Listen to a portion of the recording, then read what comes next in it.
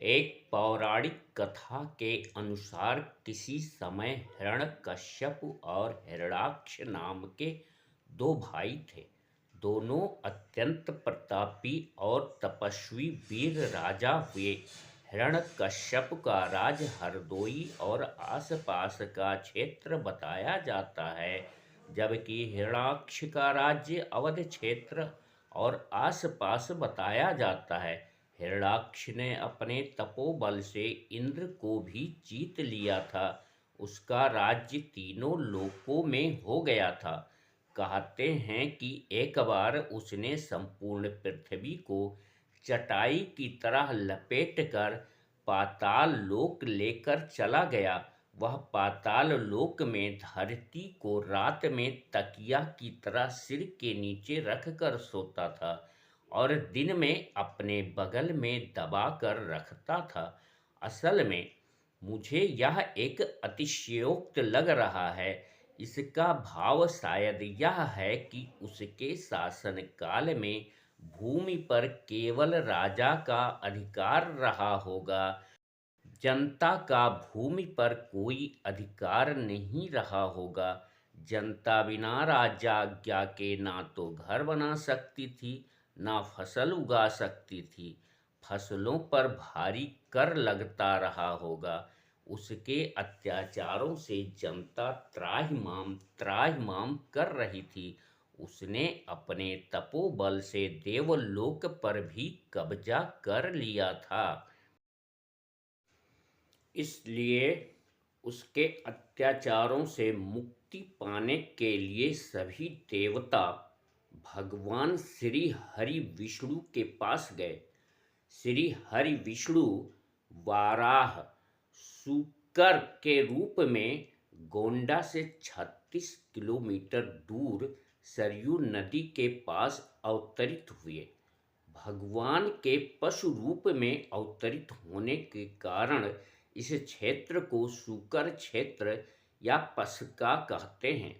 भगवान श्री हरि विष्णु ने शूकर रूप धारण कर हिरण्याक्ष को मारकर पृथ्वी को मुक्त कराकर पाताल लोक से अपने दांतों पर उठाकर लाए और फिर से स्थापित किया। अर्थात भूमि पर राजा का नहीं बल्कि जनता का अधिकार है, यह सत्यापित किया। बताते हैं हिरण्याक्ष के वध का यह स्थान वर्तमान में मैलकोट नामक गांव है। शूकर क्षेत्र के पास ही राजापुर नामक गांव है। इस गांव में केवल दुबे ब्राह्मण ही रहते हैं।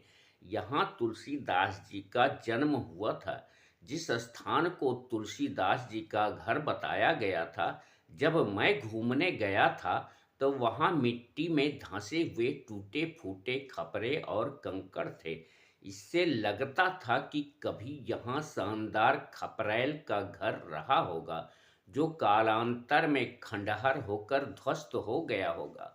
शूकर क्षेत्र यानी पसका में भक्तगण एक माह तक फूस की झोपड़ी बनाकर उसमें अब तो लोग बनी बनाई कुटिया भी बिक्री करते हैं, कल्पवास करते हैं।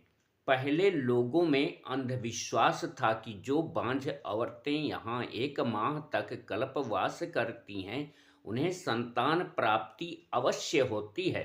दूसरी मान्यता है कि यहाँ एक बार आकर स्नान करें तो फिर दोबारा एक बार अगले किसी भी वर्ष आकर स्नान अवश्य करना चाहिए, अन्यथा कौवे का जन्म मिलता है। इस मेले में नेपाल से बहुत से भक्तगण आते हैं। इसे उपप्रयाग भी कहते हैं।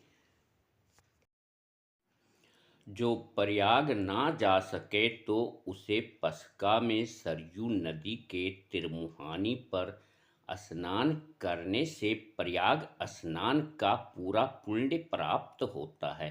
तिरमुहानी इसे इसलिए कहते हैं क्योंकि यहाँ पर सरयू और घाघरा नदियों का संगम है, इसलिए इसे भी संगम मेला कहा जाता है। यह स्थान अयोध्या की 84 कोस परिक्रमा का एक विश्राम स्थल भी है। जब प्रभु भगवान श्री विष्णु जी ने इस स्थान पर अवतार लिया तो माता लक्ष्मी जी भला कहाँ पीछे रहने वाली थीं। उन्होंने भी इस स्थान से कुछ दूर पूरब में अवतार लिया, जो उत्तरी भवानी के नाम से प्रसिद्ध है। यहाँ माँ बाराही देवी का मंदिर एक विशाल बट वृक्ष के नीचे विशाल चबूतरे पर बना है। इतना बड़ा बट वृक्ष शायद कहीं हो। भगवान बाराह की प्राचीन मूर्ति अष्टधातु की काले रंग की छोटी सी थी, जिसे लोग बताते हैं चोरी हो गई थी। उसके स्थान पर अब एक बड़ी और भव्य मूर्ति लगी है।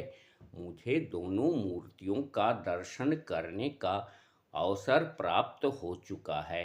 पक्ष का मेला पौष पूर्णिमा से प्रारंभ होकर माघ पूर्णिमा तक रहता है। यहाँ गोस्वामी तुलसीदास जी के गुरु बाबा नरिहर दास जी का आश्रम था। भूख प्यास से व्याकुल गांव वालों से प्रताड़ित बालक तुलसी को बंदरों से छूटे हुए बिखरे चने बीनकर खाते हुए बाबा नरहरिदास जी ने देखा, तो उन्होंने उस बालक को अपने पास आश्रय दिया और शिक्षा दीक्षा दिया। तो कहानी सुनने के लिए आप सबको बहुत बहुत धन्यवाद है। Please like share and subscribe my channel. Thank you.